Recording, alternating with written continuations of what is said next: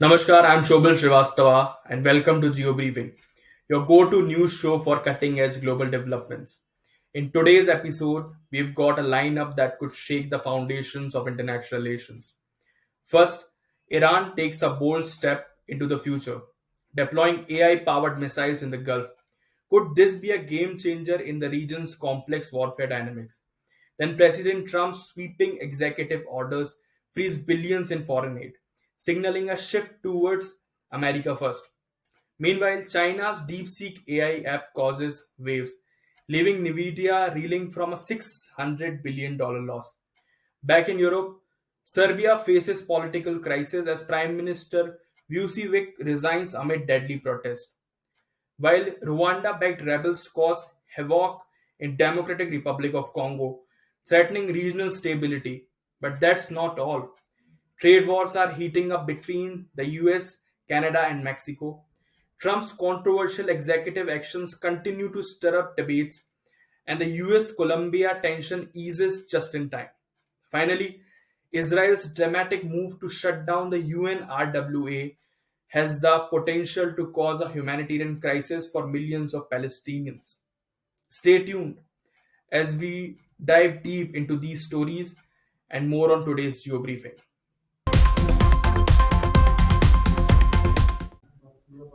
Iran's revolutionary guards have deployed AI-equipped Ghaem and Almas missiles during military drills in the Gulf, successfully targeting hypothetical enemy positions.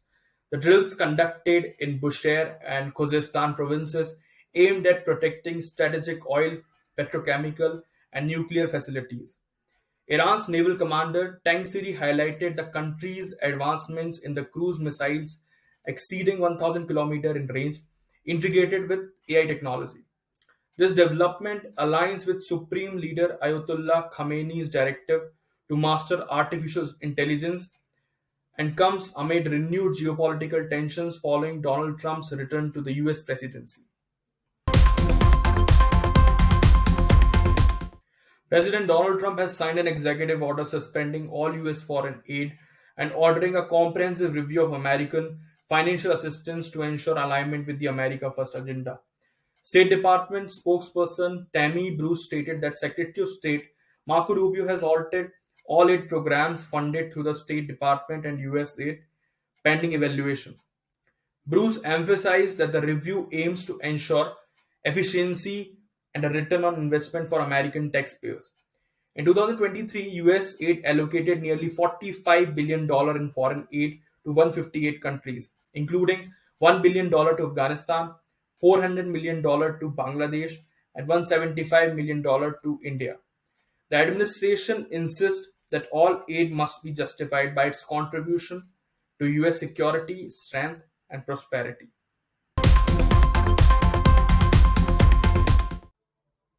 Chinese AI model DeepSeek has taken the tech world by storm, becoming the most downloaded app on Apple's App Store and triggering a massive shakeup in global markets.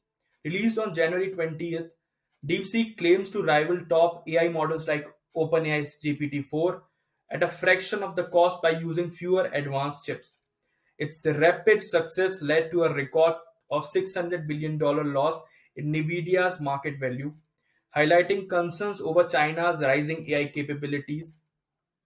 Despite US chip export bans, DeepSeek's founder Liang Wenfeng amassed an estimated 50,000 Nvidia A100 chips before the ban, enabling this breakthrough. While Beijing celebrates concern over censorship and data security persist, with Australia issuing warnings about its use. The rise of DeepSeek signals China's push for tech dominance, raising geopolitical tensions as Washington grapples with Beijing's AI surge. Serbian Prime Minister Milos Vucevic has resigned following months of protest over the deadly collapse of a railway station canopy in Novi Sad, which killed 15 people in November. Demonstrators have accused the government of corruption and negligence, with students leading daily blockades and a nationwide general strike.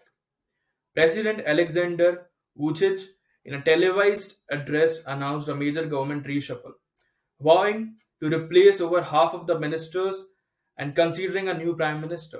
Meanwhile, over a dozen individuals, including former transport minister Goran Vesic, have been charged.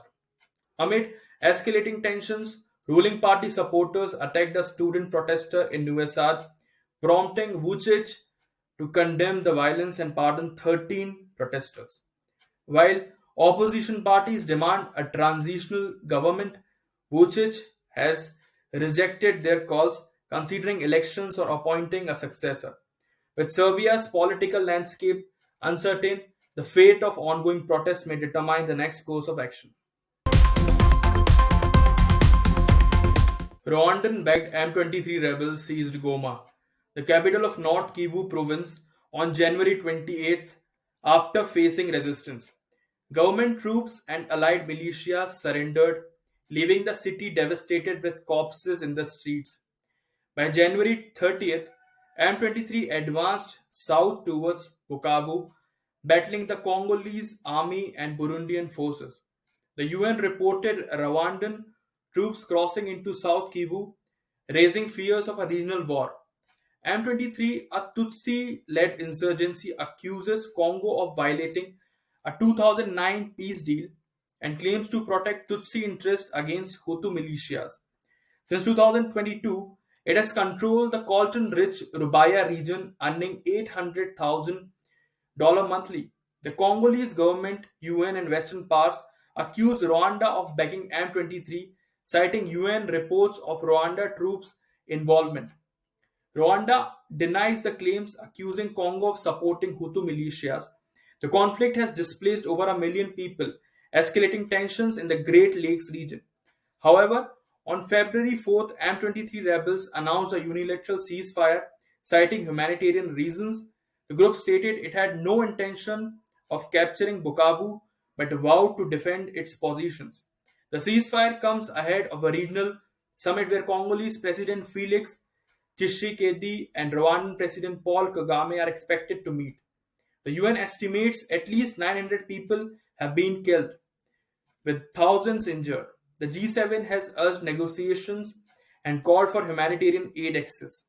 The DRC government has not commented on whether its forces will respect the ceasefire. US President Donald Trump imposed a 25% tariff on all goods from Mexico and Canada, except for Canadian energy products, which face a 10% tariff. Chinese imports were also slapped with a 10% tariff. Trump justified the move as a strategy to curb fentanyl trafficking and illegal immigration. In retaliation, Mexican President Claudia Sheinbaum announced countermeasures, while Canadian Prime Minister Justin Trudeau imposed 25% tariff on $155 billion worth of US goods, calling the US action a violation of trade agreements. The tariffs are expected to disrupt key industries, including auto manufacturing, agriculture, and energy.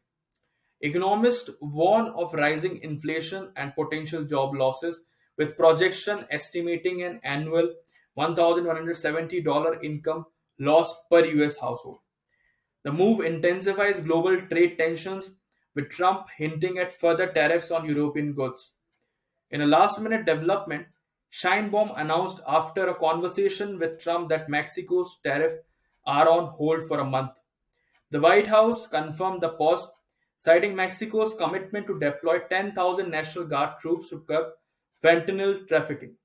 In return, the US pledged efforts to stop the flow of high powered weapons into Mexico. Talks on security and trade will continue, but uncertainty remains as Trump's tariffs on Canada and China are still set to take effect on Tuesday.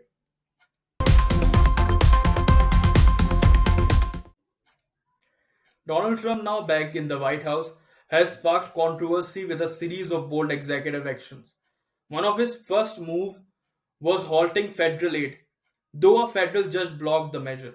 Trump signed an executive order targeting transgender medical care for minors and rolled out policies focused on illegal immigration, such as halting federal hiring and pushing forward with border wall efforts. His military actions included creating a missile defense system and banning transgender recruits. Trump also withdrew the US from the Paris Climate Agreement again and declared an energy emergency, prioritizing fossil fuel extraction. On the global stage, he moved to pull the US from WHO and threatened tariffs on China, Canada, and Mexico. Trump also granted pardon to over 1,600 individuals involved in the January 6th Capitol riot and made symbolic moves like renaming the Gulf of Mexico to Gulf of America.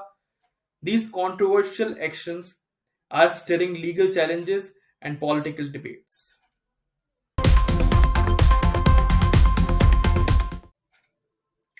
In a major escalation of tensions, Israel has ordered the United Nations Relief and Work Agency for Palestinian Refugees UNRWA to cease its operation within 48 hours, citing concerns over its alleged failure to meet obligations and infiltration by militant groups. This decision follows new legislation from the Israeli Knesset that bans UNRWA from operating in Israel's sovereign territories, including the occupied West Bank, Gaza, and East Jerusalem. The move has sparked alarms over the worsening humanitarian crisis, with UNRWA providing vital services like healthcare, education, and food to millions of Palestinians. UN officials and international bodies, including the UN Secretary General, have condemned the decision, warning it could lead to catastrophic consequences. Critics argue that this unprecedented action undermines multilateralism and risks the collapse of crucial humanitarian support system in the region. The situation is further complicated by the ongoing conflict and fragile ceasefire. As we wrap up today's video, we've covered some of the most crucial events shaping the world, from Iran's game changing missile technology to the shifting geopolitical landscape with Trump's bold moves. If you found this video valuable, make sure to hit that like button, subscribe, and tap that notification bell to stay updated with more in depth analysis. Drop your thoughts in the comments below. We'd love to hear from you. Thank you for watching. Dhanyavad.